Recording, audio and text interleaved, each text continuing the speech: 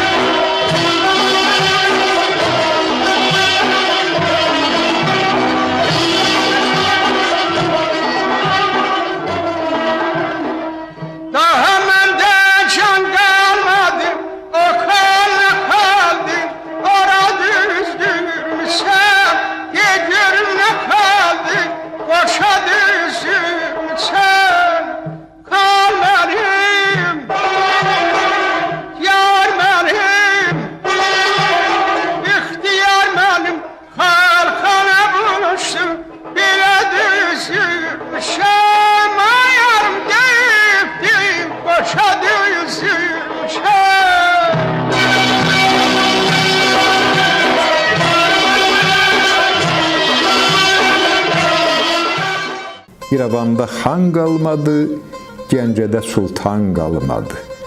O xal nə xaldır, hansı gününə qoşa düzdürmüsən? Hər insanın könlünün doğulduğu yer onun doğma vətənidir. Mənim könlüm isə doğulduğu yerdə qalıb. O, bütün Azərbaycanı götürəndə Zəngəzur, Şimali Azərbaycanın tən ortasında yerləşir. Deyirlər zalımdan zalımsan yaman, üstündən keçənə vermirsən aman. Bir xalqı ikiyə böldüyün zaman xəcalət tərini sildinmi Araz? Başın üstün qara bulud alanda, yatağına gözün yaşı dolanda, övladların tərki vətən olanda ağlayıb saçını yoldunmu Araz? Sənə nə var? Elə tez-tez ötürsən, bəzən də nazlanıb könül verirsən. Əsrlərdir, neçə ömür sürürsən, bu talihdən razı qaldınmı Araz? O sənli günlərim uzaqda qalıb, yurdumun oylağı saralıb, solub, bu qərib nanənin könlünü alıb, bir dəfə yadına saldınmı Araz? Bu ərazi, əgər arxeoloji qazıntılara müraciət etsəniz, demək olar ki, Avrasiya kontinentində ən qədim insan məskənlərindən biridir. Çünki əgər Naxçıvan ərazisini götürsək, orada olan qazma mağarası və onun şərq hissəsini götürsək, Füzuli rayonunun Quruçay dərəsi ki var, burada bu ərazilərdə aparılan arxeoloji tədqiqatlar elə bir materialları üzə çıxartdı ki, biz artıq bu məsələni beynəlxalq səviyyədə 1978-ci ildə Tiflisdə keçirilən beynəlxalq konferansda sübut olundu ki, bu ərazi, bu məkan bütün Avrasiya kontinentində ən qədim insan məskənidir. Həsrətindən mən yanıram, xəyalla dolanıram.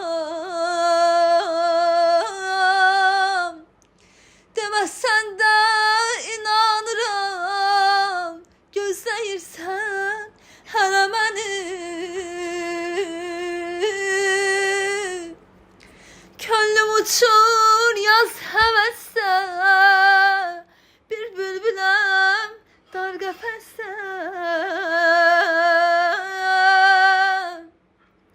Al qoynuna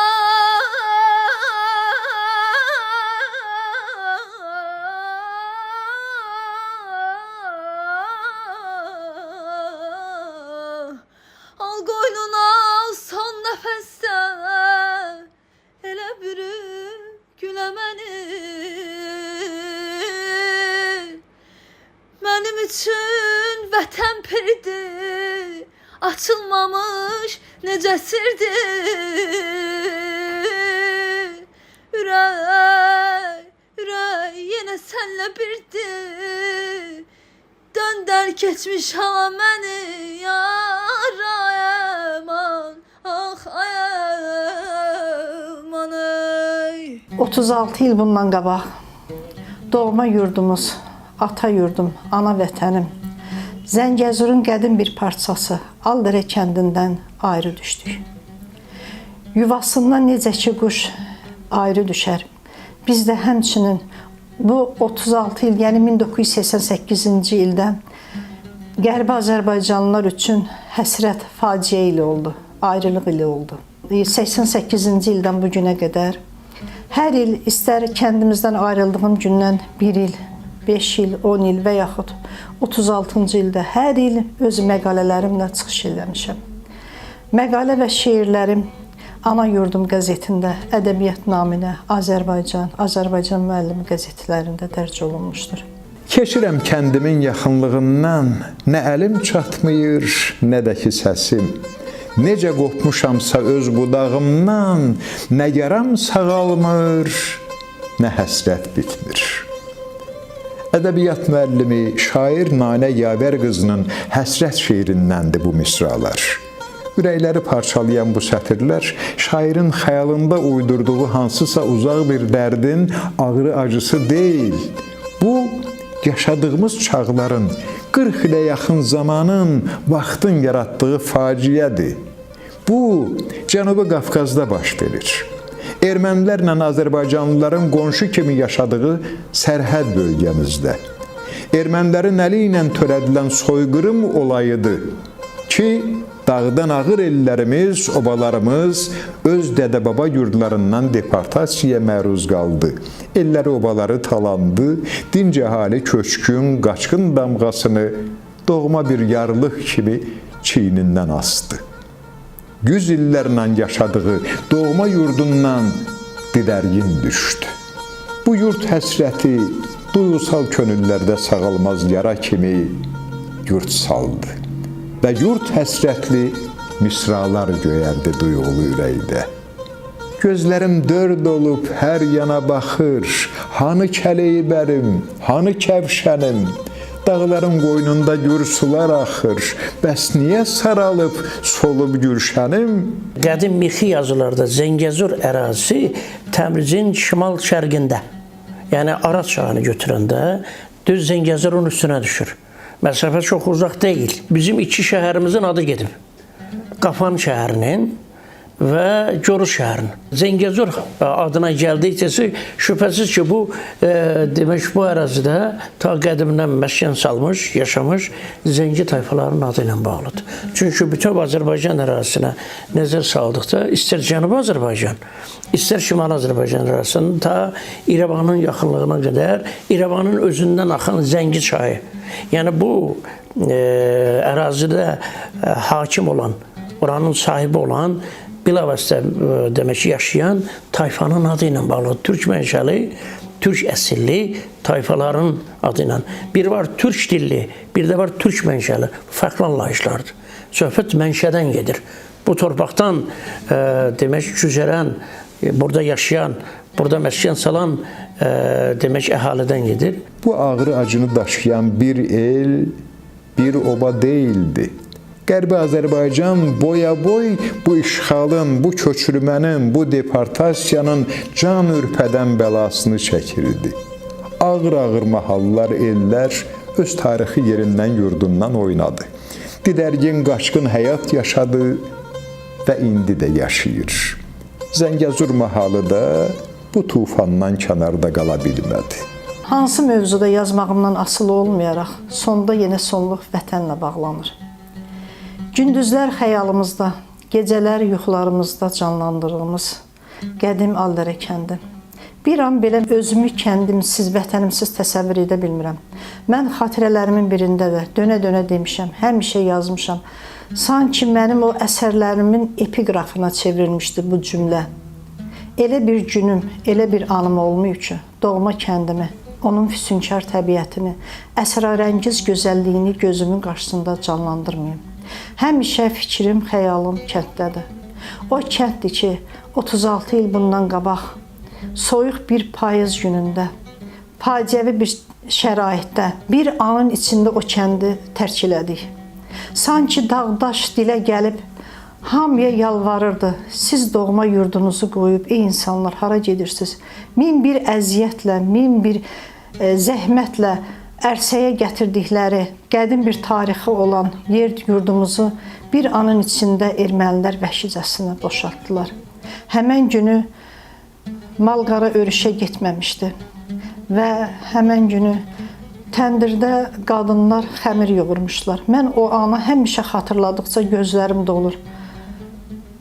Mal-qara təndirdə qalan xəmiri ayaqlar altına atmışdılar. Ürəyimi eşib keçdi bu torpağın bal həsrəti. Kürəyimi deşib keçdi bu torpağın bal həsrəti. Olacaqsız bu sinəmə qara-qara köz basıldı. And içərəm bu dinimə, gözlərimə duz basıldı. Qandal vurma qollarıma, güllər əkim gülşənimə, sipər çəkmə yollarıma, burax gedim vətənimə. Aşşur miqyasında eradan əvvəl 714-cü ilə aiddir. Yazır ki, biz ardıcılar ölkəsi Mehriyə getdik. Bu eradan əvvəl 714-cü ilə aiddir. Əgər o tarixi götürsək, o hesablama üsuluna gəldikdə, bu 2738 il bundan əvvəl qeydə alınan mənbədir. Yəni bu, bizim dilimizdə Mehri deyilir. Amma məsələn, ermənilər ki, bu ballı dərə, müxtəlif fikirlər ortaya atılır. Heç bir əsası yoxdur. Çünki ermənilər buranın yerli əhalisi deyil, avtoxton əhalisi deyil. Bu məsələ bizim tərəfimizdən bütün genişliklə araşdırılıb. Qaldı ki, orada məsələn, ilk orta əsr mənbələrində, məsələn, Sasani mənbələrində o hökmdarlar hansı ki, o zaman bütün Azərbaycan ərazisi də Sasanilərin işğalı altındaydı. Qara kilsə ərazisində bunlar çox belə mənzərəli bir yerdə Sisyan adlı bir kənd salıblar. Bax, Sisyan adını nə üçün 1940-cı ildə ermənilər götürdü, ora verdi. Çünki mənşə itibarilə farslarla ermənilərin qohumluğu var. Və bu adı sonradan 40-cı ildə, çünki 40-cı ilə qədər Qara kilsə adı bütün mənbələrdə gedir. Və nə üçün Qara kilsə? Bax, buna da aydınlıq gətirmək istəyirəm. Çünki kilsə sözü işlədirsə, bu ibadət yerindən söhbət gedir. Burada o zaman yaşayan Qıpçaq türkləri, onların bir qismi xristianlığı qəbul edib. Əgər siz o kilsələrin inşa üslubuna, memarlıq üslubuna baxsanız, erməni Qriqoryan kilsəsinin memarlığı ilə tamamilə fərqlidir. Heç uyğun gəlmir. Bu haqda onu təsdiq edir ki, ermənilərin Cənubi Qafqaz ərazisinə heç bir aidiyyatı yoxdur. Şair Nanə Yavər qızının verdiyi bu suala qoca tarix hələ də cavab verə bilmir. Siz deyin, bu dərdi necə unudaq? Bu necə dövrandı, necə zəmanə? Bir vaxtlar üstündə gəzdiyim torpaq, nədəndir həsrətlə baxıram sənə? Bu nə dövranın günahıdır bacım, nə də zəmanənin. Bu, canında həqiqət hissi pozulan siyasi dairələrin, xristiyan, müsəlman adı ilə insanlığı bölüb parçalayan insan cəlladlarının kələyidir. Bunun öhdəsindən ancaq dünyaya ədalət yayan türk ruhu gələ bilər. Pozulub qoxuyan dünyaya nizamı ancaq o gətirə bilər. Dünyanın Atilla qırmancına ehtiyacı var. Olar inşallah. Qoca dünya möcüzələrlə doludur. Gah durnalara qoşulub Arazı atladım. Gah xəyal gəmimlə dağları daşa aşıb, durnalara qoşulub öz doğma vətənimizə gedirəm. Hərdən Arazı günahkar tuturam. Elə bilirəm ki, Araz günahkardır. Bütün bu baş verən olaylarda, hadisələrdə. Kəndimiz Araz çayından 3 kilometrlik bir məsafədə yerləşirdi. Gecələr Araz çayının səsi kəndimizə sanki elə bil ki, bir laylə çalırdı. Ümumiyyətlə, Araz çayı haqqında müxtəlif bayatılar deyilirdi. Nənələrin, babaların dilindən çox eşitmişdim. Hardasa bir 50-yə yaxın yazdığım bayatıları kəndimizə həsr eləmişəm. Dağları, dili, bal dağlar, saç, saqqalı, çal dağlar. Sizdən sordum elimi, niyə olduz lal dağlar? Ana yurdum yaz gələndə, çağır gəlim elə məni. Dağlarını çən alanda, dumanına bələ məni. Şaxta vurdu, buza döndüm. Elə bilmə, yaza döndüm. Səndən uzaq nə tez söndüm. Öz oduna qala məni. Elə et ki, tez saralım. Bulut kimi özüm dolum. Göy üzündə yağış olum.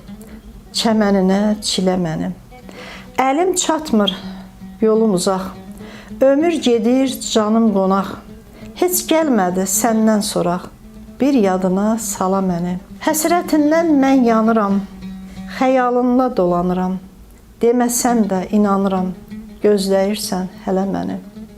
Könlüm uçur yaz həvəstə. Bir bülbüləm dar qəfəsdə. Al boynuna son nəfəsdə. Elə bürü gülə məni. Mənim üçün vətən pirdir. Açılmamış necə sirdir. Ürək yenə sənlə birdir. Döndər keçmiş hala məni. Vətən, məni al qoynuna, ocağında közün eylə. Gün çırtanda səhər çağı, elə baxan gözün eylə. Bulağından damla-damla axıb gələn öz yolu ilə, çaylarından hay-həşirlə dolaylarda düzün eylə. Haça quyruq daşlarında, qaya üstü mamırında, o tay, bu tay dağlarında, daşlarında izin eylə. Daha açmır sümbüllərim, solub gedib lalalarım, bircə sənsən varım yoxum, çəmənlərdə gülün eylə. Zəngəzur ərazisinə gələndə bunun ümumi ərazisi 7.982 min kvadrat kilometrdir. 7 bölgədən ibarətdir. Birincisi şimal-qərbdən götürəndə Qarakilsə, sonra gəlir Coros, Corosdan gəlir cənuba Qafan, Qafandan şərq hissədə yerləşir, şimal-şərq hissədə Laçın, Laçından sonra gəlir şərq hissədə Qubadlı, sonra cənub hissədə demək Zəngilan və cənub-qərbdə isə yerləşən Mehri bölgəsidir ki, bir çox vaxtlarda hətta yerli halı Mığrı da deyirlər, Mehri də deyirlər, Mehri də deyirlər. Yəni bu dövrdə götürəndə Mehri sözünün də mənasını deyəndə ardıclar ölkəsidir. Ardıc ağacı çox bitir. Aşur Mixi yazısında elə gedir. Məmmədova Nanə Yadər qızı 1963-cü ildə Qərbi Azərbaycanın Zəngəzur mahalının Aldərə kəndində anadan olub. İlk təhsilini Səməd Vurğun adına orta məktəbdə alıb. 1986-cı ildə Azərbaycan Dövlət Pedaqoji Universitetinin Filologiya fakültəsini bitirib. Hazırda Bakı şəhəri 146 saylı orta məktəbdə Azərbaycan dili və ədəbiyyat müəllimi işləyir. Durnalar, uçsanız bizim ellərə, əlvida demədim, Arzumun sorağında şeir kitablarının və bir sıra publisist məqalələrin müəllifidir. Əldərə kəndinin sol sahilində Mərzə kəndi yerləşirdi, sağ sahilində Əldərə kəndi. Mərzə kəndini 1918-ci ildə ermənilər tamamilə dağıtmışlar. İnsanlar Cənubi Azərbaycana getmiş, Araz çayını keçəndə bir hissəsi, demək olar çox hissəsi Araz çayına düşüb, boğulmuş və yaxud tələf olmuşlar. Bir hissəsi Zəngilan rayonuna getmiş, orada soyuqdan əziyyət çəkmişdilər. Və Cənubi Azərbaycanda yaşamış. Hardasa 1920-ci ildə Sovet hakimiyyəti qurulandan sonra yenidən kəndə qayıtmışlar. Onların da bir hissəsi 26-cı ilə qədər qayıdıb gəlmiş, bir hissəsi isə gəlməmişdir. Elə Cənubi Azərbaycanda yaşamışdır. Hər gələndə özləri ilə nə qədər dialekt sözləri gətirmişlər kəndimizə. Nə qədər o xalqımızın dilində yaşanan el sözləri, bayatıları. Mən də o bayatıları, sözlərin çoxunu rəhmətlik qaynanam Zəhrə xaladan eşitmişəm. Zəhrə xala deyərdi ki, 1941-45-ci illərdə biz yaylaqlarda, kəndimizin uçsuz-bucaqsız çölləri var idi. O yaylaqlarda əkin zamanı müharibə illəri, çətin illər idi.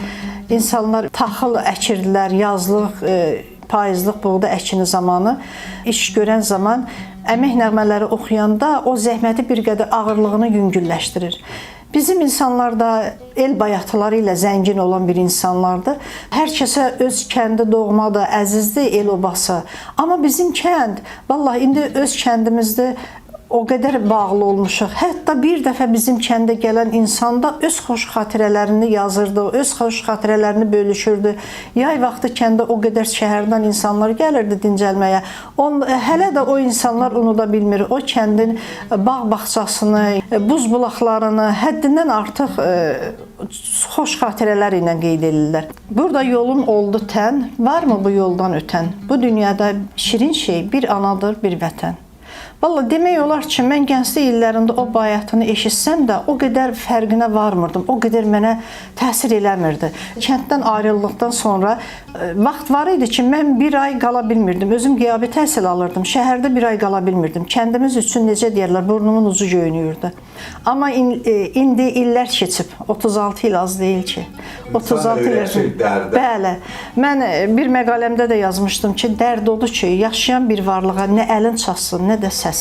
Həqiqətən elədir. O varlıq yaşayır, amma bizim nə əlimiz çatır, nə də ki səsimiz çatır. Ağlar mənə çiçək göndər, ləçəyimdə şey olsun. Dağlar mənə çiçək göndər, ləçəyimdə şey olsun. Lalədən bir ətək göndər, üstündə yazmək olsun. Dağlar mənə xına göndər, ayam ayan acan.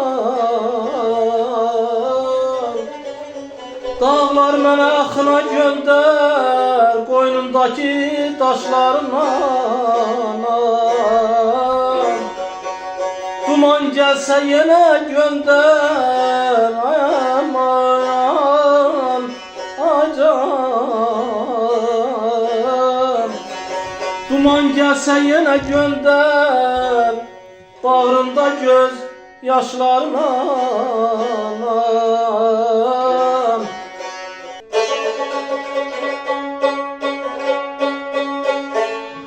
Qaldı ki, Əldərə kəndinə gələndə 1961-ci ildə Qafan rayonundan ora köçdük. Rəhmətli babamın tövsiyəsi ilə. Özümüz Qafanda, orada mənim böyük qardaşım, böyük bacım, ümumiyyətlə qohum əqrabam tam əksəriyyəti orada yaşayırdı. Bunun səbəblərini biz bilmirdik. Bunu babam bilirdi rəhmətli. Çünki zəngin bir ailə olub. Çox nüfuzlu bir Zəngəzurda ailə olub. Hətta mən sizə deyərdim ki, Qaçaq Nəbi ilə sonra o ərazinin, məsələn, həmin Əldərə kəndində çox nüfuzlu bir adam olub. Kərbəlayı Eyvaz. Bu kişi çox zəngin adam olub. Həm də cəmaatın demək, xeyrinə, şərinə yarayan kəndin nüfuzlu bir ağsaqqal olub.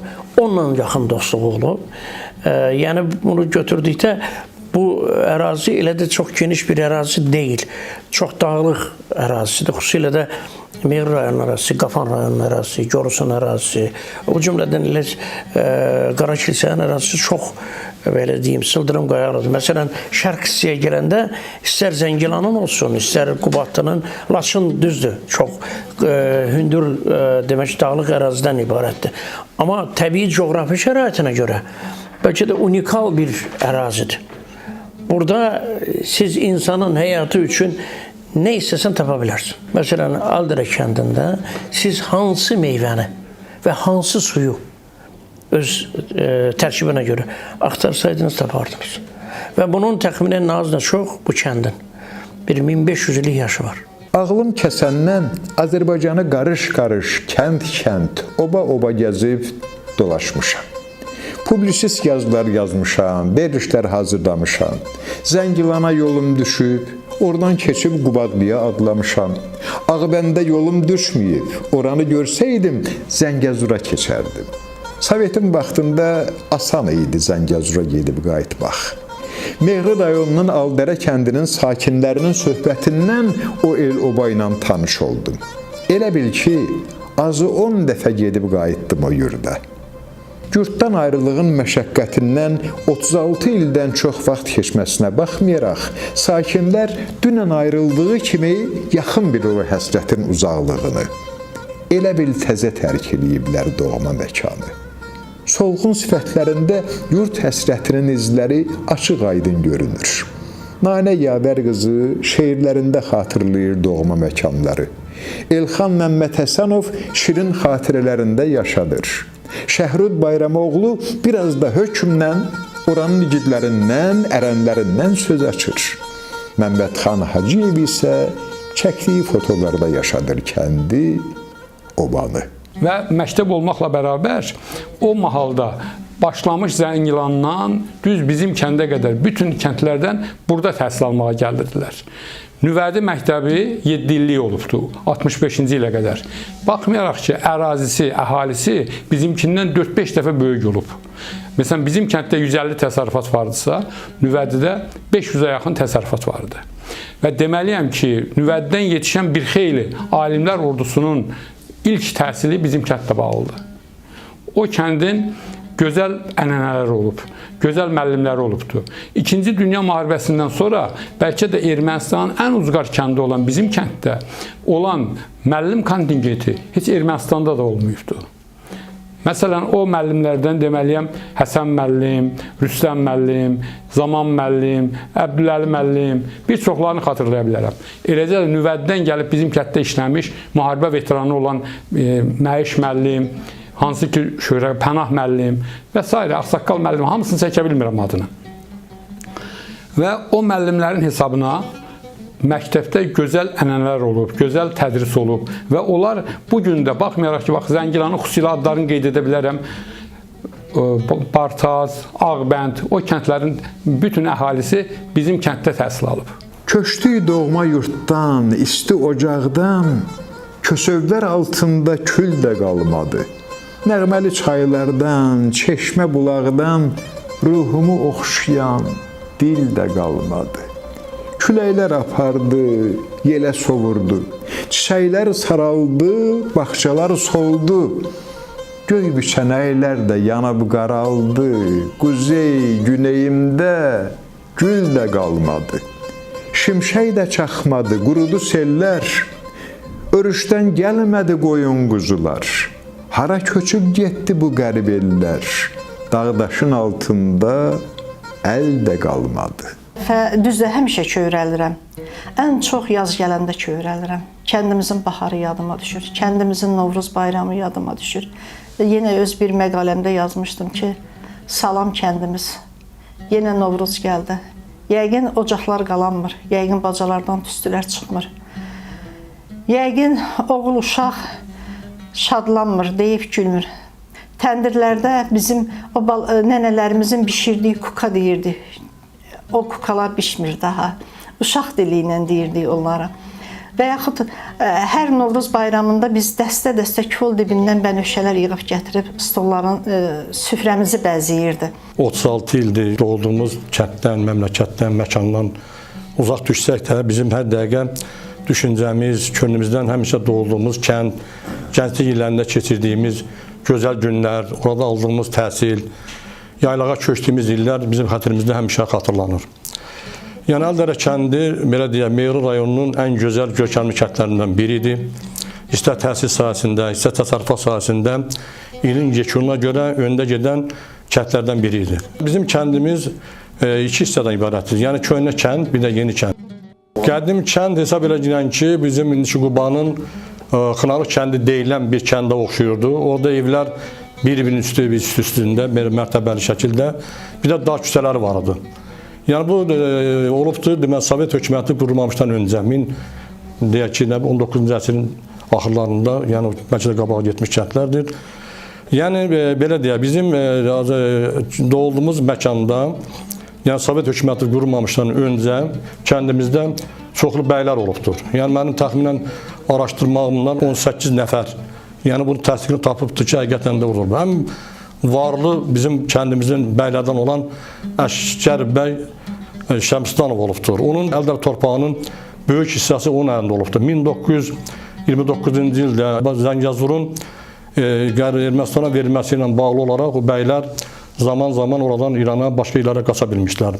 Elə məktəbin əsasını da Elxan mənim bayaq qeyd elədi. 1900-cü ildə Əskər bəyin təklifi ilə Rus Tatar məktəbinin əsası qoyulmuşdur. Zəngəzur mahalının Meyri rayonunun Aldərə kəndidir. Amma 29-cu ildən sonra Azərbaycana rəhbərlik eləmiş Mirzəyanın qeyri-qanuni əmri ilə Zəngəzur Ermənistana verilmiş və Ermənistan hökuməti yaradılmışdır. Mənim apardığım araşdırmalar əsasında məlum oldu ki, Aldərənin adına Monqol işğalı dövrü, söhbət 13-14-cü əsrlərdən gedir. Zəngəzurun böyük bir hissəsi, o cümlədən Qafanın və Meğrinin Naxçıvan tüməninin tərkibində olması faktı öz əksini tapıb. Həm də bu ərazi beynəlxalq ticarət tranzit yolu üzərində yerləşdiyi üçün burada sonraki dövrlərdə də götürsəniz, məsələn 16-17-ci əsr, məsələn Övliya Çələbinin əsərlərində də bu kəndin adı seçilir və burada yetişən məhsullardan söhbət gedir. Hər bir insan doğulduğu təbiətə oxşuyur. Erkən yaşlarından ulu təbiət öz yurttaşlarına deməlisini deyir, öyməlisini öyür.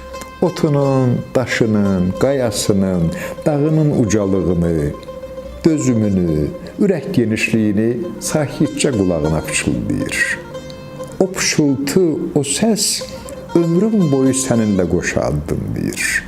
Dağ cüssəli kişilər, təmizliyi, mərdliyi özünə yol yoldaşı, ömür dostu eləmiş oğullar, nəsil, şəcərələr çoxdur Zəngəzurda, Aldərə kəndində. Nər oğullar vətənin dar günündə qəmlənir, xoş günündə sevinirlər. Qənili nəslinin oğludur Nurəddin müəllim. Vətənin başının üstünü təhlükə alanda 5 qardaşdan 4-ü könüllü olaraq vətənin müdafiəsinə yollandılar. Vətən belə oğulların çiynində dayanır. Dam üstündə kəndirlərdə tənəyimi qoyub gəldim. Köz içində təndirlərdə çörəyimi qoyub gəldim. Zirvələrdə bəyaz qarı, bağçalarda payız barı, zəmilərdə güzlükdarı, çəltiyimi qoyub gəldim. El içində öz elimi, axtardığım xoş ilimi, bənövşə tək tər gülümü, çiçəyimi qoyub gəldim. Nəyim varsa qoyub gəldim, öz içimi oyub gəldim, heç demərəm doyub gəldim. Ürəyimi qoyub gəldim. 2016-cı ildə çəkiliş oldu. Mədəniyyət kanalında Yurt Yerimiz adlı belə bir veriliş oldu. O ildən sonra mən başladım daha çox insanlar ilə görüşməyə. Bu illər ərzində kəndimizin yaşlı insanları ilə görüşdüm. Kəndimiz haqqında çoxlu məlumat topladım. Kəndimizin tarixi, insanları, ümumiyyətlə zəhmətkeş insanlar olublar. Necə deyirlər, daşdan pul çıxaran insanlar olublar. Aldərə kəndi ümumiyyətlə 15-ci əsrdə formalaşıb bir kənd olaraq. Ondan qabaq müxtəlif ərazilər vardı ki, Sevadan, İyiz, Gəray, Meydan Gədiyi. Sonra düzdür, biz onları yaylaq kimi istifadə edirdik. Amma yurt yerimiz olubdu. Onlar tayfa şəklində yaşayıblar orada, tayfalar şəklində. Sonra basqınlar çox olduğundan insanlar məcbur olubdu ki, birləşib bir yerə gəlsinlər. Və 15-ci əsrdə demək olar ki, Aldərə kəndi tam formalaşaraq bir kənd halına gəlmişdir ki, bu kəndində müxtəlif rəvayətlər var. Əli dərəsi deyilir, Aldərə deyilir. 1955-ci ildən başlayaraq isə Aldərə kəndini iki yerə bölən çay vardı. Belə el arasında deyirlər Kəlbə Baba çayı. O çayın sol sahili və yaxud qeyd etdiyim kimi Mərzik kəndidir. 1918-ci ildə dağılmışdı. 1593-cü ildə Ankarada saxlanılan belə bir Urut və İskəndər qalası livalarının müfəssəl dəftəri vardı. O dəftərdə demək olar ki, bizim yurt yerimizə aid olan, ümumiyyətlə Meğri rayonuna aid olan yurt yerlərinin adları öz əksini tapır. Məsələn, Sevadan, İyiz, Meydan Gədiyi, Caray, Əbcaz, bax bu yurt yerlərinin adı vardı. Bir dənə də orada erməni adına rast gəlinmir. Nüvəni kəndindən də çıxan bir çox alimlərin ilk təhsili bizim kənddə bağlı olub. Alimlərin, o cümlədən Cəmil müəllim Babatov, Piriyev Nərman müəllim, onlar elmlər namizədi, Texniki Universitetinin dosentləri olublar uzun illər. Eləcə də Rüstəmov Niyaz müəllim indiki Neft Akademiyasında işləmişlər. Onlar dosent, institutun dosenti olaraq çox məsuliyyətli müəllimlər olmuşlar, ad san qoymuşlar. Beləcə də bizim kənddən çıxan bir çox ziyalılar olub ki, misal üçün Hüseynov Səməd müəllim, professor, Texniki Universitetdə uzun illər professor işləyirdi. Həzrət Quliyev Əhməd müəllim, Əsədov Əbülfəz müəllim, bu müəllimlər bizim kənddən çıxmışdılar. Mən qeyd etməliyəm ki, o kənddə o qədər nümunəvi tədris var idi ki, buraxılış zamanı 30 nəfər abituriyentin təxminən 24-25-i ali məktəbə birbaşa daxil olurdu. Göstəricilər çox yüksəkdir. Mən öz qəbulumuzu nəzərə deyə bilərəm. Bizim buraxılış ili 75-ci ildə orta məktəbi bitirən 27 şagirdin 24-ü həmən ali məktəblərə daxil olmuşdu. Çox gözəl tədris vardı məktəbdə. Həmin məktəb Ermənistanın ən uzqar kəndi olmağına baxmayaraq, həmişə ermənilərin təzyiqi altında olmağa baxmayaraq, o məktəbdə 4 əməkdar müəllim var idi. Həsən müəllim fizika müəllimi idi, əsasən fizika riyaziyyat. Sonra Bağır müəllim vardı, tarix müəllimi idi. Səfərəli İbrahimov dil ədəbiyyat Azərbaycan dili müəllimi idi. Və onlardan da qabaq o məktəbin direktoru olmuş Həsənqulu Hacıyev olubdu ki, o da əməkdar müəllim olubdu. Mən kəndimizə hücum edən o ermənilərin bir çoxunu şəkillərini çəkmişdim. Hansı onlar böyük maşınlarla gəlmişdilər, saqqallıydılar, belə tanımadığımız adamlar idi. Yəni rayondakı ermənilərin çoxunu əksəriyyətini tanıyırdıq, amma bunlar başqa cür idilər, belə vəhşi kimi adamlar idi. Saqqallı, o vaxt belə şeylər görməmişdik, saqqallı adamları. Onlar cəmaatı tələşdirirdi, tez olun, çıxın, belirləyin, öldürəcəklər sizi, belə sözlər deyirdilər, qorxudurdular. Mən də o vaxt fotoqraf idim, bir çox maşınların nömrələrinin adını çəkirdim ki, bunlar kimdir kəndimizə gələnlər. Bunların bir çoxunu şəklini çəkib saxlamışdım. Məcbur olduq, kənddən də axırı çıxdıq, qala bilmədik də, bizi çıxartdılar. Kəndi nə qədər fotolarında saxlaya bildin? Var da bir çox şəkillərim var, verərəm sizə. Ən çox nəyin şəkillərdir? Biraz izah ver. Cəmaatın şəkillərini, o qaşqınlıq, köçkünlük vaxtı, qatara yığılıb getməyimiz vaxtı, qatar ilə, üstü açıq qatarlarda payız vaxtı soğuq ilə yığırdıq, köçürdük, qaçırdıq da. Kəndin görüntüləri zad olardı. Var, hə, kəndin görüntüləri də var məndə. Mən elə oldu ki, biz getdik, çıxdıq Gəncəyə. Orada hərbi vəziyyət idi, komendatura var idi. Moskvadan gəlib işləyirdilər. Apardım bu şəkillərin bir çoxunu verdim ona ki, bax, bizim kəndə hücum eləyən ermənilərin şəkilləri, onların maşınların nömrələri ilə çəkmişdim. Baxdı şəkillərə çox yaxşı materialdır, amma bunun o plyonkası, lentini də gətir, belə olmaz. Getdim, lenti də gətirdim, verdim. Şəkillərin də hamısını verdim. Dedi, sizə xəbər verəcək, sənin bu şəkillərinə baxacaqlar Moskvaya göndərilir. Şəkillərin hamısını verdim bunlara, dedi, get negativi də gətir, getdim, onu da belə sevincək apardım, verdim ki, bunlar mənə bizə qaytaracaq ki, kömək eləyəcəklər. Bir müddətdən sonra, 10-15 gündən sonra yaxınlaşdım ora, mənə bir ərizə çıxartdılar, göstərdilər ki, Moskvanın yazılır ki, hə, həqiqətən bu şəkillərə baxdıq, bu nömrəli maşınlar, hamısı bu Ermənistanın Meğri rayonuna aid olan maşınlardır. Bunların hamısına baxmışıq. Ermənistana müraciət ediblər ki, bəs bunlar kəndə hücum ediblər, bunların şəkilləri var. Orada yazılmışdı ki, bunlara şiddətli töhmət veriblər. Bir çoxları da şoförlərdir, onları da işdən çıxardıblar. Belə mənə bir məlumat verdilər. Zəngəzur ağır bir mahaldır. 1988-ci il faciəsindən təəssüf olsun ki, kənarda qala bilmədi. Yurdu, ocağı talandı, əhalisi qaçqın, köçkün, didərgin düşdü. Üfüqdə gün işığı boy göstərir, deyəsən çənduman seyrəlir, üzü zinrey bağlamış hava biraz aydınlaşır deyəsən. Təki dost deyən olsun. Bizim Əldərə kəndi rayon mərkəzindən təxminən 12 km məsafə yerləşirdi. Arazdan 100 kilometr, yəni şimal istiqamətində yerləşirdir. Kəndin mərkəzində çox böyük bizim parkımız var idi. Bizim Böyük Vətən müharibəsində 1941-45-ci illərdə şəhid olmuş 65 nəfər elə oğlumuzun adına həsr olunmuş, orada xatirə abidəsi uzadılmışdır. Yəni Mədəniyyət evi 1973-cü ildən sonra, yeni tikilenden sonra bizim köhnə klubumuz Şadlıq Sarayı kimi, Şadlıq evi kimi insanların xidmətinə vermişdir. Kəndimizin mərkəzində belə deyək ki, çox gözəl bir kolxozun inzibati binası var idi. Arxasında onun tibbi məntəqəsi, məişət evində aidiyyatı üzrə belə deyək şöbələr vardı ki, hansı ki, yəni insanların məişət işlərinə qədər olaraq müraciət edirlər məlum olmuşdur. Kəndimizdə 3 dənə böyük məktəb tikilmişdir. Yəni bunu mən qeyd etməliyəm. 1939-cu ildə iş məktəb tikilmişdir. Biz ona köhnə məktəb deyirdik.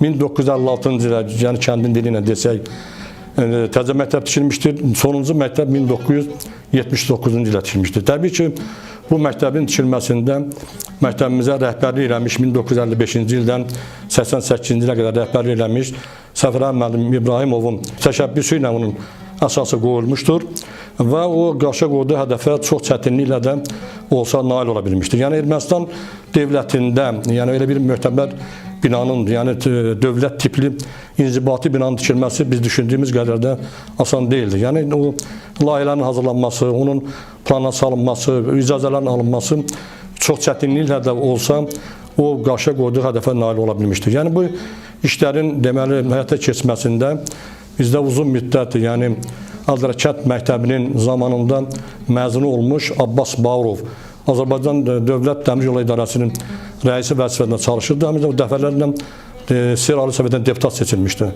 O vəzifəsindən, yəni deyək, səlahiyyətindən istifadə edərək Ermənistan dövlətinin aidiyyatı qurumlarından bu məsələnin həll olmasına öz köməkliğini göstərə bilmişdir. Nəhayət o məktəb 1979-cu ilin, deməli 80-ci ilin, yəni 1-ci sentyabr ayından o istifadəyə verildi. Yəni orada bizim təhsil aldığımız orta məktəb hörmətli şairimiz, yəni Azərbaycanın məşhur şairi Səməd Vurğun adını daşıyırdı. Daha şairimiz Səməd Vurğun heykəli 1985-ci ildə orada quraşdırıldı. Yəni orada bu tədbirin keçirilməsi ilə bağlı Allah rəhmət eləsin Vaqif Səmədoğlu, Aybəniz xanım, o cümlədən də Hidayət müəllim Oruzov da o tədbirdə iştirak eləmişdir. 20-yə qədər tayfa olubdur. Mən araşdırdım. Bu tayfalar içində ən böyük tayfalar Seyid tayfası olub.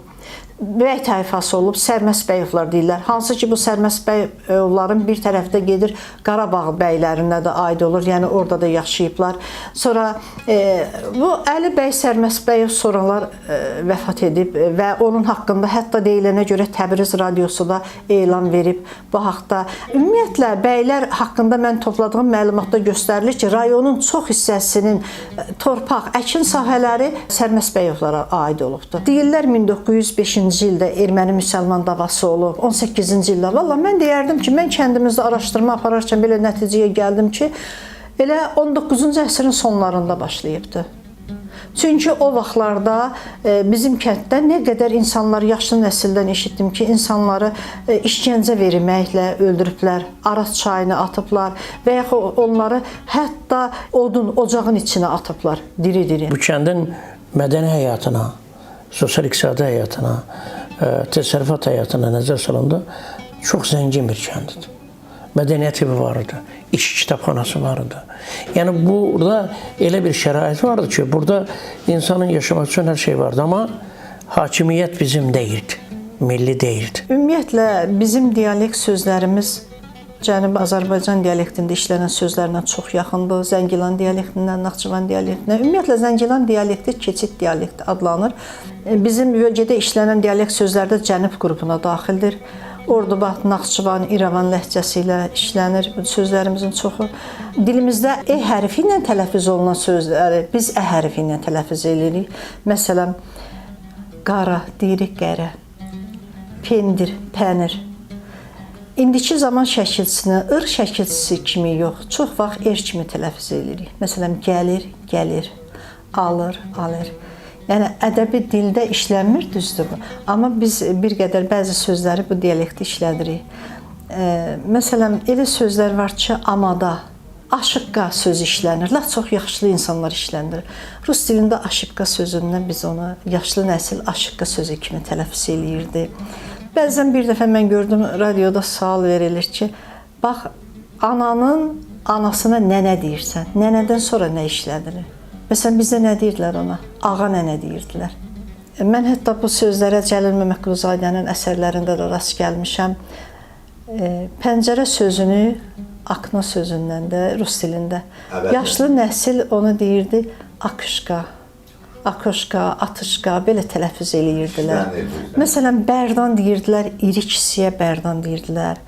Sonra deyir basaratı bağlanıb, yolu bağlanıb yəni. Məsələn, nəlbəkiyə zir deyirdik, dialektimizdə işlənən sözlərdən. Paltar asılan ipək şərit deyirdik. Bu da Cənubi Azərbaycanda lap çox işlədilən sözlər. Məsələn, beçurda, yəni bir xeyrə şərə yarımayan, əlindən bir iş gəlməyən adama beçurda deyirdilər. Behudə həddindən artıq.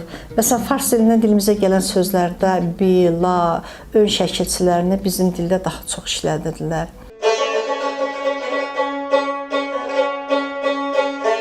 Dağlar mənə mərzə göndər.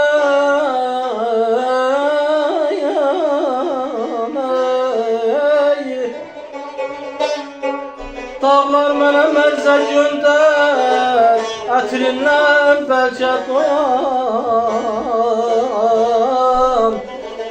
Gecə gündüz, axşam səhər.